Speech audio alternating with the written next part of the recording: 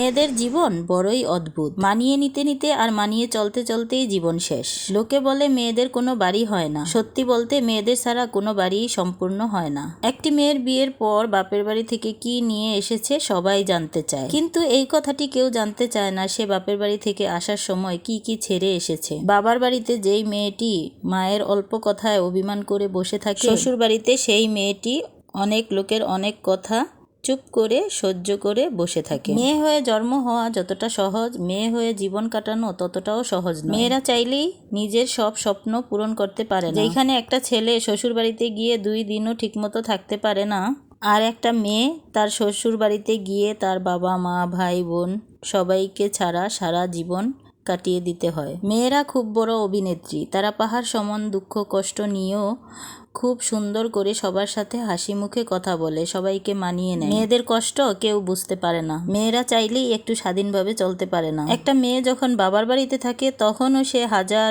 লোকের সমালোচনার পাত্র। চলার পথে হাজারো নিয়ম, হাজার রকমের বাধা বিভ্রান্তি অতিক্রম করতে হয় একটা মেয়েকে। ঠিক করে বসো, ঠিক করে ঘুমাও, লোকে কি বলবে, এইভাবে চলতে পারবে না, ওইভাবে চলতে পারবে না, এটা করতে পারবে না, তুমি মেয়ে মানুষ, তুমি এটা করবে না, ওটা করবে না, সমাজের লোকজন কি বলবে, পাশের বাড়ির লোকজন কি বলবে, বেড়াতে গেলে আত্মীয় স্বজন কি বলবে, কি ভাববে, এইরকম হাজার হাজার নিয়ম মেয়েদের জন্য। আর মেয়ের জামাই যখন মেয়ের কথা শুনে, মেয়ের কথা শুনে সবকিছু করে, তখন সবার কাছে গর্ব করে বলে, আমার মেয়ের জামাই এত ভালো, মেয়ের কথা ছাড়া পা দেয় না। যখন ছেলে বউয়ের কথা শুনে তখনই যত সমস্যা। ছেলে বউয়ের কথায় উঠে বসে, ছেলে বউ পাগল। এটাই আমাদের সমাজের নিয়ম। একটা মেয়ে যখন কারো স্ত্রী হয়ে যায় তখন তার চেনা শহরটা, তার ভাই বোন, বাবা মা, তার পরিবারের আপন মানুষগুলো ছেড়ে কত স্বপ্ন নিয়ে শ্বশুর বাড়িতে যায়। শ্বশুর বাড়ির মানুষগুলো আপন করবে বলে, সবার সাথে একসাথে মিলেমিশে থাকবে বলে। ভাগ্য ভালো হলে শ্বশুর বাড়ির মানুষগুলো খুব সহজেই মেনে নেয়,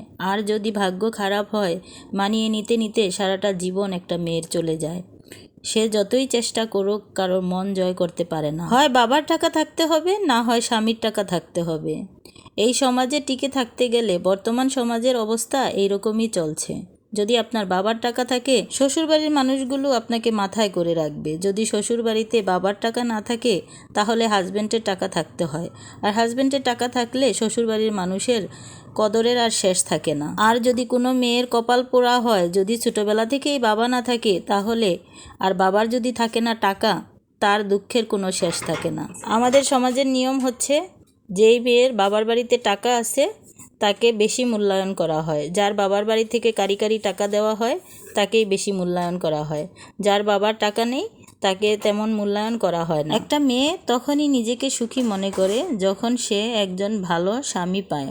পৃথিবীর সব মানুষ কষ্ট দিলে হাসি মুখে মেনে নেয়, তখন যদি স্বামী ভালোভাবে কথা বলে, ভালোভাবে 2-4টা কথাতেই মেয়েরা সন্তুষ্ট হয়ে যায়। সবার ভাগ্যে ভালো একজন মানুষ জুটে না, আর যদিও জুটে সবাই তা ভালোভাবে দেখতে চায় না, সবার কাছে সেটা ভালো লাগে না। একটা মেয়ে যখন সব কিছু ছেড়ে তার স্বামীর ঘরে যায় তখন তার স্বামীর মুখের দিকেই চেয়ে থাকে। আর স্বামী যখন পরিবারের মানুষগুলোর কথা শুনে স্ত্রীকে আঘাত করে কথা বলে, স্ত্রীর কথায় গুরুত্ব না দিয়ে অন্যদের কথায় গুরুত্ব দেয়, বউকে তুচ্ছ তাচ্ছিল্য করে, তখন সে অসহায় হয়ে পড়ে। মেয়েরা খুব বেশি কিছু চায় না, মেয়েরা অল্পতেই অনেক বেশি খুশি হয়ে যায়। মেয়েরা চায় একটু বিশুদ্ধ ভালোবাসা।